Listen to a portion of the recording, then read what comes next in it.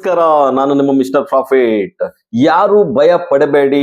ಅಮೆರಿಕದ market Friday ಒಂದು panic cell ಆಗಿರೋದು ಬಂದ್ಬಿಟ್ಟು ಅನ್ನೋ ಒಂದು ಕಂಪನಿ, ಬ್ರಾಡ್ ಒಂದು ಕಂಪನಿ ರಿಸಲ್ಟ್ಸ್ ಮಾರ್ಕೆಟ್ ಅಲ್ಲಿ ಎಕ್ಸ್ಪೆಕ್ಟೇಷನ್ ಪ್ರಕಾರ ಬಂದಿಲ್ಲ ಅಂತ ಹೇಳ್ಬಿಟ್ಟು ಅದರಿಂದನೇ ಇನ್ವೆಸ್ಟರ್ ನ ಇಂಪ್ರೆಸ್ ಮಾಡದೆ ಇನ್ವೆಸ್ಟರ್ ಪ್ರಾಫಿಟ್ ಬುಕ್ ಮಾಡಿದ್ದಾರೆ ಅಂತಾನೆ ಹೇಳ್ಬೋದು. ಅದರಿಂದ ಒಂದು ಬಿಗ್ ಫಾಲ್ ಆಗಿದೆ ಅಂತಾನೆ ಹೇಳ್ಬೋದು. ಅದು ಈ Asian market after market hours ಅಲ್ಲಿ ಬಂದಿರೋದ್ರಿಂದ ಇವತ್ತು ಬೆಳಿಗ್ಗೆ ಏಷ್ಯನ್ ಮಾರ್ಕೆಟ್ ಅಲ್ಲಿ ಅದು ಎಫೆಕ್ಟ್ ಕಾಣ್ತಾ ಇದೆ. ಸೊ ಏಷ್ಯನ್ ಮಾರ್ಕೆಟ್ 3 to 4% ಅಷ್ಟು ಫಾಲ್ ಆಗಿದೆ ಇವತ್ತು ಬೆಳಿಗ್ಗೆ. ಇನ್ನು ಕ್ರೂಡ್ ಆಯಿಲ್ ಇವತ್ತು ಬೆಳಿಗ್ಗೆ 3% ಅಷ್ಟು ಗೇನ್ ಆಗ್ಬಿಟ್ಟು ಟ್ರೇಡ್ ಆಗ್ತಾ ಇದೆ. $96 per ಬ್ಯಾರಲ್ ಅಲ್ಲಿ ಟ್ರೇಡ್ ಆಗ್ತಾ ಇದೆ. ಇನ್ನು gold and silver Friday fall ಆದ್ಮೇಲೆ ಇವತ್ತು ರೇಂಜ್ ಬೌಂಡ್ ಅಲ್ಲೇ ಟ್ರೇಡ್ ಆಗ್ತಾ ಇದೆ. ಇನ್ನು ಗಿಫ್ಟ್ ನಿಫ್ಟಿ ನೋಡೋದಾದ್ರೆ 23,130 ಮಾರ್ಕ್ ಅಲ್ಲಿ ಟ್ರೇಡ್ ಆಗ್ತದೆ.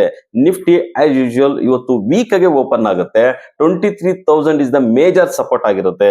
ಸೊ ಇವಾಗ AI ಕಂಪನಿ ಒಂದು ರಿಸಲ್ಟ್ ಚೆನ್ನಾಗಿಲ್ದಿರೋದ್ರಿಂದ ಇಂಡಿಯನ್ ಕಂಪ್ನಿಗೆ ಏನಾದ್ರೂ ಅಡ್ವಾಂಟೇಜ್ ಆಗ್ಬೋದಾ? ಯಾಕಂದ್ರೆ ಇಂಡಿಯನ್ ಕಂಪ್ನಿಯಿಂದಾನೇ ಫಂಡ್ ಹರಿದೋಗಿರೋದು, ಔಟ್ಫ್ಲೋ ಆಗ್ಬಿಟ್ಟು AI ಕಂಪ್ನಿಗಳಲ್ಲಿ ಇನ್ವೆಸ್ಟ್ ಮಾಡಿದ್ದಾರೆ.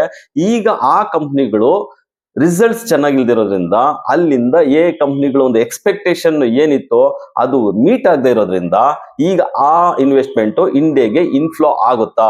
ನೀವು ಇದ್ರ ಬಗ್ಗೆ ಕಮೆಂಟ್ ಮಾಡಿ, ನಮ್ಮ ಚಾನಲ್ ನ ಲೈಕ್ ಮಾಡಿ, ಸಬ್ಸ್ಕ್ರೈಬ್ ಮಾಡಿ, ಶೇರ್ ಮಾಡಿ.